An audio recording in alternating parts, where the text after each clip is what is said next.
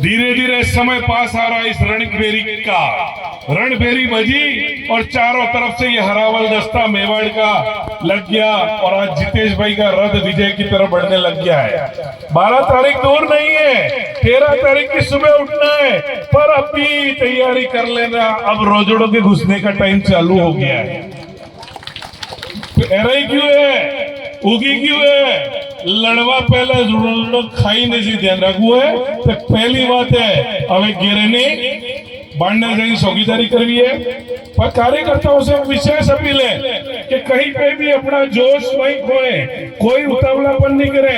ये लोग बौखला गए, खुद की गाड़ियां तोड़ेंगे, आरोप बात पे लगाएंगे, खुद नीचे गिरेंगे, आरोप बात पे लगाएंगे। तो हमारे कार्यकर्ताओं का बड़ा दिल रखे, अगर अपन से कोई उलझे तो भी उलझना नहीं है 13 तारीख तक, ये कसम खा लेना पहली बात तो। दूसरी रही बात, सरकार सत्ता में है और इनके पास कुछ बचा नहीं है, तो ये अपनी ताकत का बेटा इस्तेमाल कर रहे हैं। मैं पिछले 13 दिनों से यहाँ पे हूँ। मेरे संगठन ने मुझे आदेशित किया कि दिग्विजय जी आप सलूम्बर में जाओगे जितेश भाई के लिए। राजकुमार जी का निर्देश था, मोहन जी का निर्देश था, तो मैंने सलूम्बर की पंचायत जितनी कर सकता सारी बात यहाँ बताऊंगा, नहीं तो वहां पे भी रोजड़े घुस जाएंगे। मैं कहा बुआई करके खेड़ के आ गया हूँ।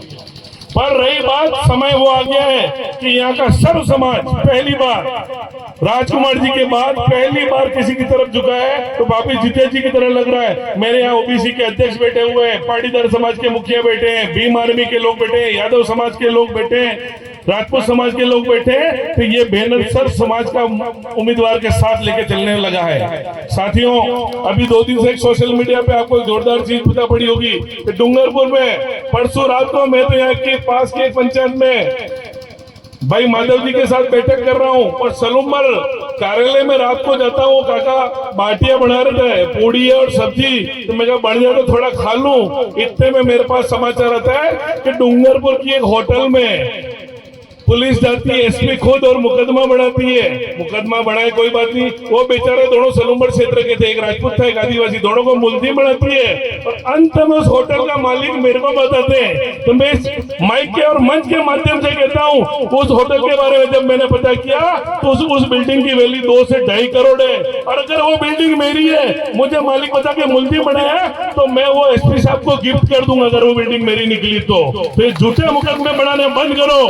उसी दिन शाम को मेरे को एक लेटर ऑनलाइन और आता है कि आपका एक पुराना केस है, वो एक सामाजिक मुद्दा है, तो समाज का हॉस्टल बचाने के लिए हम लोग लड़े और एक बीजेपी के नेता के खिलाफ समाज लड़ा। 17-18 आदमियों के नाम किसी को नहीं। और 7-6 तारीख का मेरे को एक मैसेज आता है कि कल 7 बजे 7 तारीख को सुबह डीवाईएसपी सागवाड़ा के वहां पेश हो जाइए। डीवाईएसपी सागवाड़ा को ऊपर से कहा गया कि आपसे पूछताछ करनी। भाई 16 आदमी है, 13वें नंबर पे मेरा नाम है, अकेला पूछताछ करने में ही मिला इनको। कोई बात नहीं, उसका जवाब वक्त देगा। पर ये कुल मिला के उनका ये की माहौल था। मुझे एक नेता ने कहा आप यहाँ से सलूम्बर छोड़ दो तो आपके खिलाफ कोई कार्रवाई होगी। मैं सलूम्बर तो मैं तब तक नहीं छोड़ूंगा जब तक झंडा गाड़ा हुआ उसको ऊपर सवारा माता से वापिस उसको लहराऊंगा नहीं करता। वक्त आ गया है, मेवाड़ का जो 550 साल पुराना इतिहास था आज वापिस यहाँ लिखा गया है। किसी समय में राणा प्रताप के नेतृत्व में हम सब एक हुए थे, आज राजकुमार जी के नेतृत्व हम एक हुए। 36 कौम एक जाजम पे आ गई, वो उन पार्टियों को जच नहीं रहा कि बाप पार्टी के साथ सामान्य के लोग जुड़ रहे हैं, ओबीसी के लोग जुड़ रहे हैं, तो ऊपर पर्ची मंत्री को दिक्कत हो गई। पर्ची मंत्री को ये दिक्कत पड़ गई कि मेरी तो दुकान हिल जाएगी। ये बीजेपी की सीट थी, उसमें भी इन्होंने सेंधमारी मार दी और कहीं न कहीं इन्होंने हमारा नुकसान कर दिया। तो सारे हथकंडे अपनेंगे तो कार्यकर्ता अपना मनोबल पूरी करना है। मुझे को इन्होंने हिस्ट्री शीटर बताया, सारे मुकदमे बताए। 18 मुकदमों में बाइज्जत बरी हुआ और मुकदमे जलते जलते वकील बन गया, LLB कर ली मैंने। हर चुनाव में 2 मुकदमे होते। मैंने सोचा इस बार क्या हुआ, तो इस बार भी 2 मुकदमे गिफ्ट दे दिए, 2-4 दिन और बचे। पर इसकी चिंता नहीं है, ये लड़ाई लड़ेंगे। जिस आदिवासी समाज ने प्रताप के लिए अपना सर दिया, अगर आदिवासी मुझे जरूरत पड़ेगी मैं मेरा सर भी ना बचे दिया। और ये लड़ी एक बार आज फिर कह दूं के लिए और जीत गए और जो जीतने बाकी है उनसे कभी शोबाजी मत करना, क्या दिया ये 4 साल हमारे साथ रगड़ेंगे, इनको अभी बयान किया जा रहा है, ये नेता ही जो हमें चल रहे हैं। हमारी लड़ाई तो अगले चुनाव की है, जिसमें हम 10 से 12 एमएलए यहाँ के लेके जाए और तब हमारे यहाँ के मंत्री उप मुख्यमंत्री क्या पता क्या क्या लिखाई होना है। तो 4 साल बाद ही पालन के काम करना और आज से इसकी शुरुआत कर दो।